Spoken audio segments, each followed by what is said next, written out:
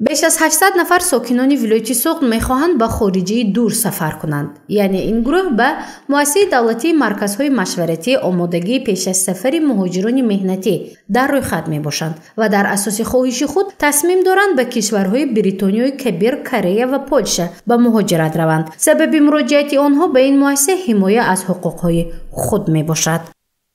ما سال دوم است که مهاجران رو پیشنهاد می نماییم به شرکت پرافورس بریتانیای کبیر. خود این شرکت طریق در یک جایگی با مهاجران مهاجرتی بین المللی سمینارها در ولایت سوغد و در تمام منطقه های جمهوری با مهاجران گذرانده استادند. ما ماهی مارت سال جاری 3 مراتبه این مهاجران در حیات 100 نفر مهاجر گذرانده و آماده ساخته ایم. تا امروز در 57 نفر علاقه از حساب بریتانیای کبیر کاسنومر میگویند پریگلاشن دعوتنامه خود را قبول کردند. اکثر آنها ویزاهای خود را سپاریدند. پیش این نفران علاقه به خارج سفر کردند به بریتانیای کبیر.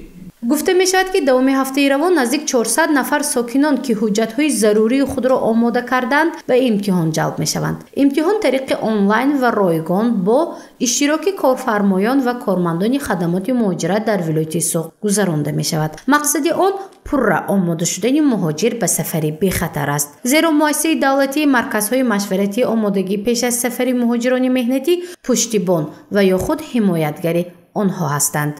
اساس کاری ما فرماندهی است. یعنی چه خیل مهاجر سفربر می شود به خارج کشور. پیش از همه ما با آنها یعنی عرف و عادت، خب زبان، خب عزت و احترامی آنمان دولت های خارجی را یعنی فرمانده میدیم. در جمع همه‌اش رو یعنی و چه که میدونیم امروز مهاجران در خارج کشور یعنی خواهش کار کردن دارند و به هر خیل دام فریب ها می‌غلطند. ما در گذشته نیز در تلویزیون در چیز اعلان هم داده بودیم که مردم به هر گونه دام فریب نیفتند. مؤسسه ما از روی قانونگذاری همه قانون و قاعده که در خارج کشور یعنی استفاده می شود با آنها فهمانده می شود و آنها به دام فریب نمی‌افتند و با هر گونه یعنی راه‌های خطرناک و گروه‌های انفرادی یا که به دست قلابان افتادن از این چیز باخبر میشوند. یعنی شما پشتیبانی مهاجران مهنتی؟ بله، پشتیبانی می‌کنیم. متخصصان این مؤسسه دولتی میگویند که طلبات به کشورهای بریتانیای کبیر، کره و پولشه نسبت به سالهای گذشته چند مراتبه زیاد شده است. دوام چند ماه سال 2023 بیش از 800 نفر آمادگی به سفر دارند. حالا نزدیک 60 نفر پررا برای رفتن به کره آماده گردیدند. به کشور پولشه باشد 8 نفر خواهند رفت، زیرا به درخواست آنها تصدیقنامه وارد شده است. در اول آنها از ما درخواست می‌نمایند، ما تنها آماده می‌سازیم.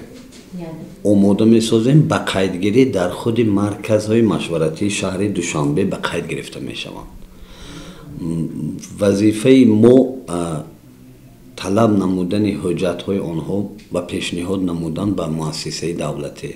در حالت درخواست نمودن خود شهروند به سایت‌های مرکزهای مشورتی یا که طریق تلفنی یا که طریق مشورتی خود را در قید میگذارند. پس از قید گذراندن ما آنها را آماده میسازیم با قاعده های بود و باش در همان دولت قبول کننده. پس از آماده ساختن سمینار در هیئت نمایندگان خود همین شرکت در شهر دوشنبه برگزار میگردد. هر سال گذشته هم برگزار گردید، امسال هم ماه ینور همین سمینار را برگزار کردن. در بعد از گذرانیدن سمینار از جانب همون شرکت بریتانیا، شرکت کارفرمایی بریتانیای کبیر، با اینها در اول انکت فرستانده میشه. در حالت انکت رو قبول کردن مهاجر انکت رو پر میکنن. در آنجا همه шахсияти худро пурра дарҷ мекунанд. пас аз қабул намудани анкетар аз муҳоҷирон баъд аз пур кардан ширкат ба инҳо тасдиқнома пешниҳод мекунад. подтверждение тасдиқнома пешниҳод мекунад, дар он маънои онро дорад ки шаҳрванди мо қабул гардед.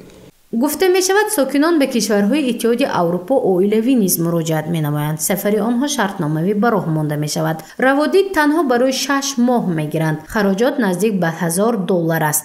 баъди расидан ба коргоҳ маоши онҳо аз рӯи соатҳои корӣ ҳисоб карда мешавад ки он барои 1 соат тақрибан 12 фунт стерлин, яъне ба сомонӣ беш аз 150 сомониро ташкил медиҳад. ҳадафи асосии ин муассиса сафари бехатар доштани муҳоҷирони тоҷик ва бо ин васила пуштибонӣ кардани ҳуқуқҳои онҳо аст. гузориши Мафтунашкурова, Насим Раҳимов барои барномаи иттилоотии Хабар.